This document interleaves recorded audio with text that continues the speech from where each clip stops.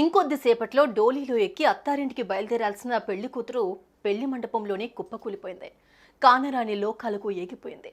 ఈ దారుణం ఎక్కడ జరిగింది? ఎందుకు జరిగింది? 0% commission, low and fair prices. Download Volta app now. Enjoy Voltastic rides. Punjab రాష్ట్రం ఫజిల్కా జిల్లా గుర్హర్ సహాయకు చెందిన గుర్ప్రీత్ సింగ్తో సవాహ్వాలా గ్రామానికి చెందిన నీలం అనే యువతితో పెళ్లి కుదిరింది. మేడ్ ఫర్ ఈచ్ అదర్లో ఉన్న ఆ జంటను చూసి సవాహ్వాలా గ్రామస్తులు ఎంతో సంతోషించారు. నిన్న మొన్నటిదాకా తమ ముందు తిరిగిన ఆ ఊరి ఆడబిడ్డ ఓ మంచి సంప్రదాయమైన కుటుంబానికి కోడలిగా వెళ్తున్నందుకు ఆనందపడ్డారు. ఫిబ్రవరి 26న వధువు ఇంటి దగ్గరే పెళ్లి గ్రాండ్గా ఏర్పాటు చేశారు. పెళ్లికి ముందు జరిగే హల్దీ, సంగీత కార్యక్రమాలు అట్టహాసంగా నిర్వహించారు. సోమవారం నాడు పెళ్లి ముహూర్తం, మంగళ సూత్రధారణ పూర్తయిన తర్వాత హోమం కార్యక్రమంలో వధూవరులు కూర్చున్నారు. వందన కార్యక్రమం పూర్తయిన తర్వాత అమ్మాయి, అబ్బాయి సప్తపది కార్యక్రమాన్ని పురోహితులు నిర్వహించారు.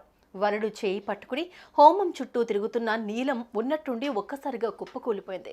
కళ్ళు తిరిగాయని, ముఖం మీద నీళ్లు చల్లినా ఆమెలో చలనం లేకపోవడంతో ఆ వెంటనే నీలంను ఆసుపత్రికి తరలించారు.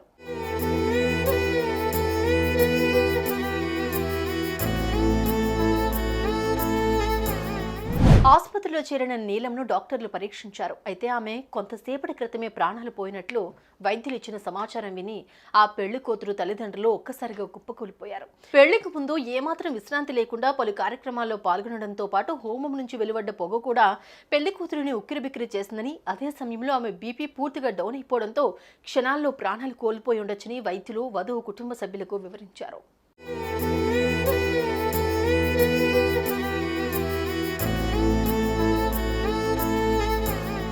కోటి ఆశలతో సరికొత్త జీవితంలోకి అడుగు పెట్టాల్సిన ఆ ఆడబిడ్డ ఓ చిన్న కారణంతో ప్రాణాలు వదలడం అన్నది నిజంగా ఓ విస్మయం కలిగించే వాస్తవం.